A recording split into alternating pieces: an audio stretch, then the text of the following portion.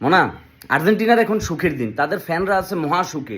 এখন রাত জাগি, তাদের খেলা না দেখলেও চলে। তাদের ফ্যানরা কোনো টিমের সাথে খেলা বলে নিশ্চিন্তে ঘুমাই দিতে পারে যে না, সকালে উঠি যখন ম্যাচের রেজাল্টটা দেখবো যে আর্জেন্টিনার ঠিকই কি বকত করি গোল উগা দুগা ভরে দিছে। এই যে গতকালকে পেরুর সাথে তাদের ম্যাচ ছিল আজকে ভোর 6টায়, ওই ম্যাচটা কিন্তু আর্জেন্টিনা মহা সুখেই কিন্তু জিতে গেছে। লাতুরো মার্তিনেস এক প্লেয়ার যে লাস্ট 3 ম্যাচে 4টা গোল করছে, 4টা গোল করি গ্রুপ পর্বে আর্জেন্টিনারে গোল্ডেন এ প্লাস পাইছে।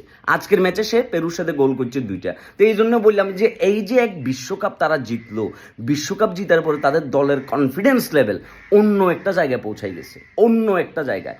এই কারণে তারা এখন যে কোনো টিমের সাথে যে কোনো টাইমে খেলা ধরে ফেলতে পারে। পেরুর সাথে ম্যাচটাতে ম্যাক্সিমাম টাইম বল তাদের পায়ে ছিল, তারা তাদের মতো ডোমিনেট করি পেরুরে। পেরু কিন্তু ছোটোখাটো টিম না, এবং তারা কিন্তু লাতিন আমেরিকার টিম অনুযায়ী পেরু কিন্তু যথেষ্ট ভালো খেলে, চিলিও যথেষ্ট ভালো খেলে। তো সেই জায়গা থেকে আর্জেন্টিনার আসলে যে লেভেলের কনফিডেন্স এবং তাদের টিম কম্বিনেশন এবং টিমের একজন প্লেয়ারের সাথে আরেকজন প্লেয়ারের বোঝাপড়া অন্য লেভেলের হওয়ার কারণে তারা কিন্তু খুব ইজিলি যে কোনো প্রতিপক্ষকে ঘায়েল করতে পারে। এক সৌদি আরবের সাথে হার দিয়ে শুরু, পেরুর সাথে জয় দিয়ে কিন্তু গ্রুপ পর্ব শেষ করলো। এই কোপা আমেরিকায় এখনও সবচেয়ে চমৎকার এবং দারুণ ছন্দে আছে টিম আর্জেন্টিনা। অপরপক্ষে আমরা যারা ব্রাজিল ফ্যান, স্পেশালি আমি আমার কথা বলতেছি, মানে আমার কাছে মনে হইতেছে যে একটা ভালো মানের কোচ এবং টিমের ছেলেফেলেদের সাথে বোঝাপড়া আর একটা ট্রফি, ফিফা স্বীকৃত একটা দুর্দান্ত একটা ট্রফি যদি আমরা নিতে পারি, তাইলে মনে করো যে কি আমাদের কনফিডেন্স লেভেলটা আসলে অন্য লেভেলের হয়ে যাবে।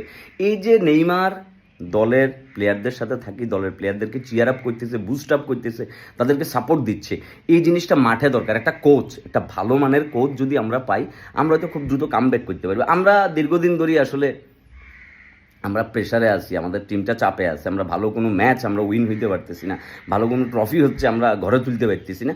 ওই জায়গা থেকে আমাদের এক ধরনের আক্ষেপ কষ্ট আমাদের আছে, কিন্তু এই অন্ধকার খুব শীঘ্রই কাটবে।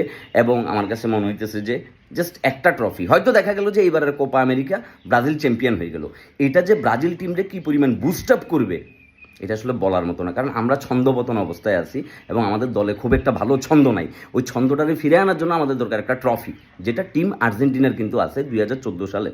2014 সালে মনে করছি এই যে ভাঙ্গনের সুর হওয়ার পরে তাদের এই যে 2022-এ তারা হচ্ছে ট্রফিটা জেতার পরে তারা যে লেভেলের একটা দুর্দান্ত ছন্দে আছে, ওই ছন্দটা কোপা আমেরিকাতেও তাদেরকে ভালো একটা রেজাল্ট দেবে। এখন আমাদের উচিত এই কোপা আমেরিকায় দুর্দান্ত, নকআউট পর্ব তো শুরুই দিতেছে, দুর্দান্ত ম্যাচ খেলি কোপা আমেরিকার। যদি আমরা কোনোভাবে জয়লাভ করতে পারি, এটা আমাদের জন্য অনেক বড় প্লাস পয়েন্ট হতে পারে। যাই হোক, টিম আর্জেন্টিনা দারুণ ছন্দে আছে, তাদের ফ্যান ফলোয়াররা দারুণ খুশি, কারণ তারা এখন মাঠে ঘাটে বিছানায় বাজারে সব জায়গায় এখন তর্ক বিতর্ক করতে পারতেছে, কারণ তারা দারুণ ছন্দে আছে। এবং আমরা ব্রাজিল টিম যারা, আমরা দারুণ ছন্দ নাই, তবে আমরা খুব দ্রুত খুব শীঘ্রই আমরা ছন্দে ফিরবো।